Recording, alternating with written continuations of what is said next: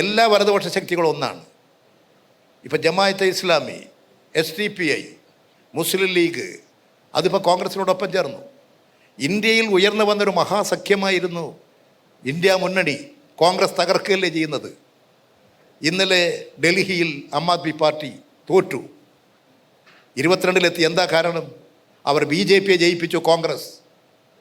കോൺഗ്രസ് ആത്മഹത്യാപരമായ നിലപാട് സ്വീകരിച്ചു. കോൺഗ്രസ് നശിക്കുകയാണ്, BJPയെ ശക്തിപ്പെടുത്തുകയാണ്. ഇത് ഇന്നലെ ഡൽഹിയിൽ മാത്രം തുടങ്ങിയതല്ല. ഞാൻ ഒരു 3 ദിവസം മുമ്പ് കാഞ്ഞങ്ങാട് പ്രസംഗിച്ചു. ഇവിടെ ആം ആദ്മി പാർട്ടി ഡൽഹിയിൽ തോറ്റാൽ ഉത്തരവാദി കോൺഗ്രസ് ആയിരിക്കും. ഇന്ന് നാട് മുഴുവൻ അംഗീകരിക്കില്ലേ? BJPയെ ശക്തിപ്പെടുത്തുകയും സ്വയം നശിക്കുകയും ചെയ്യുന്നൊരു പാർട്ടിയായി കോൺഗ്രസ് മാറിയില്ലേ?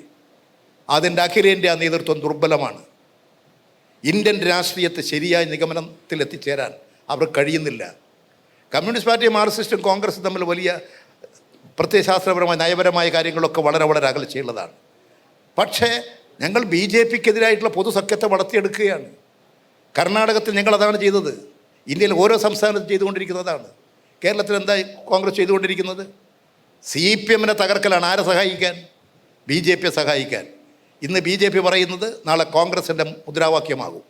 രണ്ടുപേരും ഒന്നിച്ചു ചേരും. ഇതാണ് കേരളത്തിൽ നടക്കുന്നത്. അതുകൊണ്ട് കേരളം ഇന്ന് നേരിട്ടുകൊണ്ടിരിക്കുന്ന ഒരു പ്രശ്നം ഇടതുപക്ഷത്തിൻ്റെ വളർച്ചയും പുരോഗതിയും. ഒരു തുടർ ഗവൺമെൻറ്, ആ ഗവൺമെൻറ്റിൻ്റെ ഇന്നത്തെ ഭരണം ജനങ്ങൾക്കിടയിൽ വലിയ സ്വാധീനം ചെലുത്തുന്നുണ്ട്. ഞാൻ നിരീക്ഷിക്കുന്നത്, ഇൻ മൈ ഒബ്സർവേഷൻ, വീണ്ടും ഇടതുപക്ഷം അധികാരത്തിലേക്ക് വരും. ഒരു 3ാം ഭരണം ഇടതുപക്ഷത്തിൻ്റെ കേരളത്തിൽ ഉണ്ടാകും. ആ ഭരണം ഉണ്ടാകുമെന്ന് മനസ്സിലാക്കി അതിനെ ഇല്ലായ്മ ചെയ്യാൻ BJPയും RSSും സംഘപരിവാറും മുസ്ലിം ലീഗും SDPIയും ജമാഅത്തെ ഇസ്ലാമിയും എല്ലാ വലതുപക്ഷ ശക്തികളും ഒന്നിച്ച് ഒരു പ്ലാറ്റ്ഫോമിലേക്ക് വരികയാണ്. നിങ്ങൾ ഓർക്കുന്നുണ്ട്, നിങ്ങൾക്കൊക്കെ അറിയാമായിരിക്കും, മുഹമ്മദ് തരിഗാമി ഞങ്ങളുടെ കാശ്മീരിലെ LDFൻ്റെ പാർട്ടിയുടെ കേന്ദ്ര കമ്മിറ്റി അംഗമാണ്. അദ്ദേഹം ഞങ്ങളുടെ സ്ഥാനാർത്ഥിയായിരുന്നു. ജമാഅത്തെ ഇസ്ലാമിയും BJPയും ഒന്നിച്ചിട്ടാണ് തരിഗാമിയെ എതിർത്തത്. ജമാഅത്തെ ഇസ്ലാമി തരിഗാമിയാണ് എതിർത്തത്, BJPയുമായി സഹകരിക്കുകയാണ് ചെയ്തത്. അപ്പോൾ വർഗീയ ശക്തികൾ, പിന്തിരിപ്പ ശക്തികൾ, വലതുപക്ഷ ശക്തികൾ ഇടതുപക്ഷത്തിൻ്റെ മുന്നേറ്റത്തെ ഭയപ്പെടുന്നു. ആ ഇടതുപക്ഷ മുന്നേറ്റത്തെ തകർക്കാൻ ഏത് അവിശുദ്ധ കൂട്ടുകെട്ടുകളും ഉണ്ടാക്കും. അത് കേരളത്തിലെ ജനങ്ങളുടെ മുമ്പിൽ, കേരളം എഡ്യൂക്കേറ്റഡ് സ്റ്റേറ്റാണ്, വിദ്യാസമ്പന്നരുടെ നാടാണ്, ചിന്താശക്തിയുള്ളൊരു ജനത ഇവിടെയുണ്ട്. കാര്യങ്ങൾ നിശ്ചയിക്കാൻ ത്രാണിയും കരുത്തുമുള്ളതാണ് കേരളം.